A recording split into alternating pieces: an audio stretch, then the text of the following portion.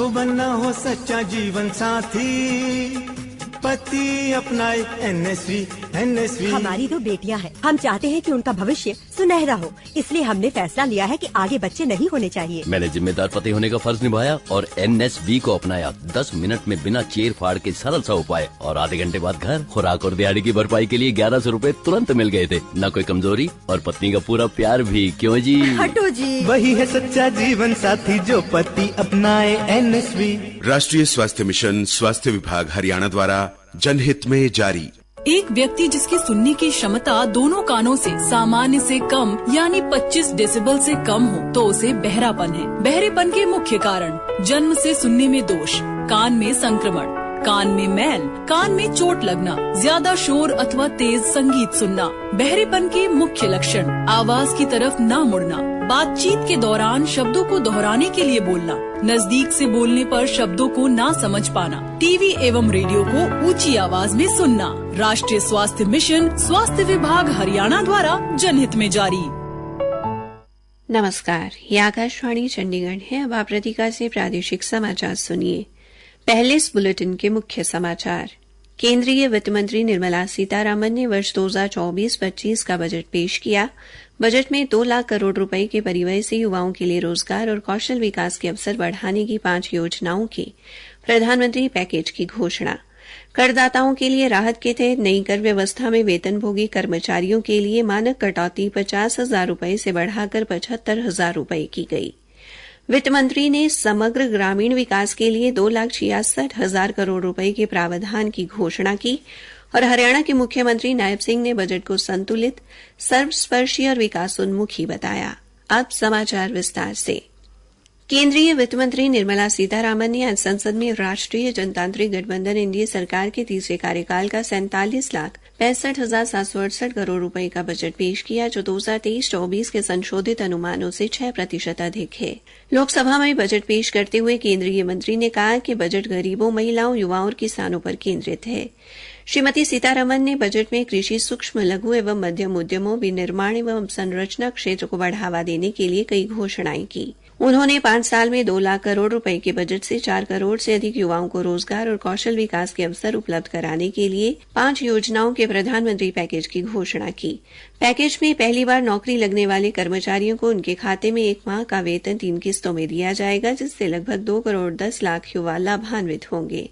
ये लाभ उन कर्मचारियों को मिलेगा जिनका वेतन 1 लाख रुपए तक होगा। प्रधानमंत्री पैकेज के तहत 5 वर्ष में 20 लाख युवाओं का कौशल विकास किया जाएगा। बजट में युवाओं के लिए देश के संस्थानों में उच्च शिक्षा ग्रहण करने हेतु 10 लाख रुपए तक का ऋण दिया जाएगा। इसके अलावा बजट में विनिर्माण क्षेत्र में रोजगार के प्रथम 4 वर्षों के दौरान अतिरिक्त रोजगार के लिए नियोक्ता को प्रोत्साहन दिया जाएगा, जिससे लगभग 30 लाख युवा और उनके नियोक्ता लाभान्वित होंगे। यह प्रोत्साहन कर्मचारी भविष्य निधि संगठन में किए जाने वाले योगदान में दिया जाएगा। बजट में अतिरिक्त रोजगार देने पर 2 वर्ष तक भविष्य निधि में नियोक्ता द्वारा जमा करवाई गई राशि में से 3,000 रुपए प्रति माह खर्च सरकार द्वारा वहन किया जाएगा। वित्त मंत्री ने तरुण वर्ग के तहत दिए जाने वाले मुद्रा ऋण की सीमा 10 लाख रुपए से बढ़ाकर 30 लाख रुपए करने की घोषणा भी की। बजट में सूक्ष्म, लघु एवं मध्यम उद्यमों को तीसरे पक्ष की गारंटी के बिना मशीनरी व उपकरणों के लिए अवधि ऋण देने हेतु ऋण गारंटी योजना की घोषणा की गई।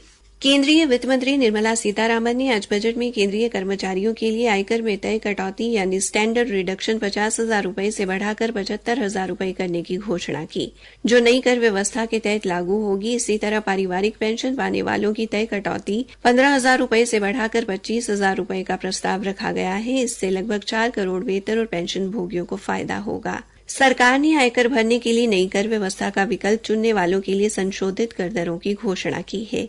3 लाख से 7 लाख रुपए की आय पर 5%, 7 से 10 लाख रुपए की आय पर 10%, 10 से 12 लाख रुपए की आय पर 15% और 12 से 15 लाख रुपए की आय पर 20% की दर से आयकर देना होगा, जबकि 15 लाख से अधिक आय वालों से 30% की दर से आयकर लिया जाएगा। इन बदलावों के परिणाम स्वरूप नई कर व्यवस्था में वेतनभोगी कर्मचारी 17,500 रुपए तक की बचत कर सकेंगे। है। बजट में नई पेंशन योजना में कर्मचारी के वेतन से की जाने वाली कटौती 10% से बढ़ाकर 14% करने का प्रस्ताव किया गया है। सरकार ने सोने और चांदी पर सीमा शुल्क कम करके 6% करने और प्लेटिनम पर 6.4% करने की घोषणा की है।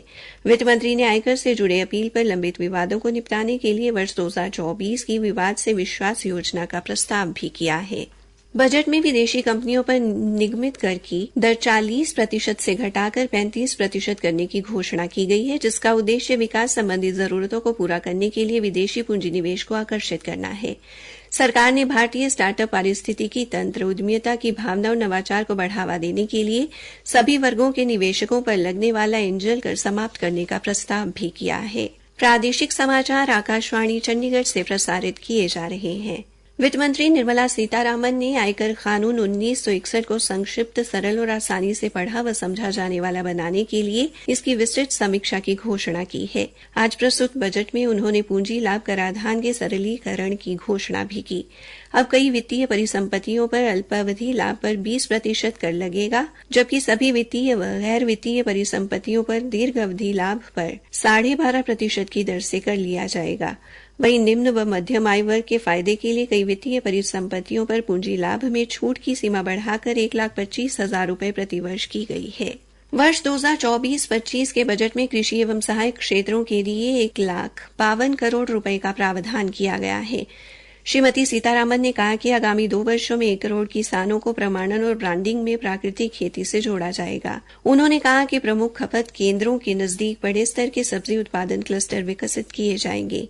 केंद्र राज्यों की भागीदारी से 3 वर्षों में देश के 400 जिलों में किसानों और उनकी भूमि के लिए कृषि क्षेत्र में डिजिटल सार्वजनिक अवसंरचना की सुविधा प्रदान करेगा। बजट में 30 लाख से अधिक आबादी वाले 14 बड़े शहरों के लिए पारगमन मुखी विकास योजनाएं तैयार की जाएंगी।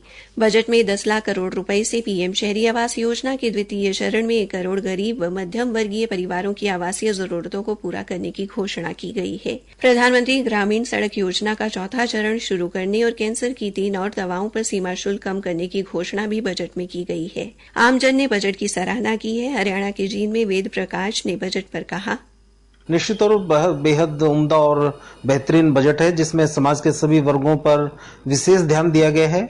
जहां स्वास्थ्य सेवाओं को ध्यान में रखते हुए कैंसर जैसी बीमारी की दवाओं को सस्ता करना, दूसरी तरफ डिजिटल क्रांति की जब हम बात करते हैं तो मोबाइल के युग में मोबाइलों को सस्ता करना, प्राकृतिक खेती को एक नए आयाम देने के लिए, और दूसरी ओर कुशल भारत के सपने को साकार करने के उद्देश्य से भी ये जो बजट पेश किया गया है। वहीं जो इस बार का बजट है वो विकसित भारत के संकल्प को परिभाषित और प्रमाणित करने के उद्देश्य से ये बजट पेश किया गया है। जगमेश सिंधु ने भी बजट को जनहितैषी बताया है। महंगाई पर कहीं ना कहीं रोक लगाने की सरकार की कोशिश है वो नजर आ रही है।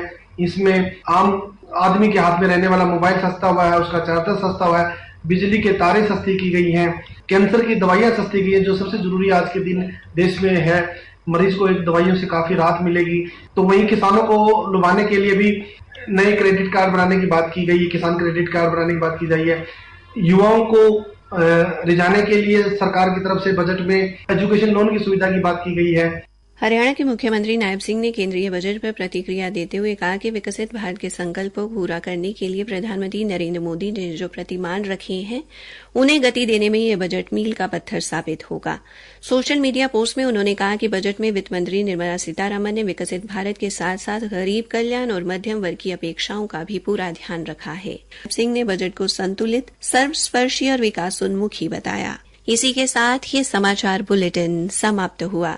एक व्यक्ति जिसकी सुनने की क्षमता दोनों कानों से सामान्य से कम यानी 25 डेसिबल से कम हो तो उसे बहरापन है। बहरेपन के मुख्य कारण: जन्म से सुनने में दोष, कान में संक्रमण, कान में मैल, कान में चोट लगना, ज्यादा शोर अथवा तेज संगीत सुनना। बहरेपन के मुख्य लक्षण: आवाज की तरफ न मुड़ना, बातचीत के दौरान शब्दों को दोहराने के लिए बोलना, नजदीक से बोलने पर शब्दों को ना समझ पाना, टीवी एवं रेडियो को ऊंची आवाज में सुनना। राष्ट्रीय स्वास्थ्य मिशन, स्वास्थ्य विभाग हरियाणा द्वारा जनहित में जारी।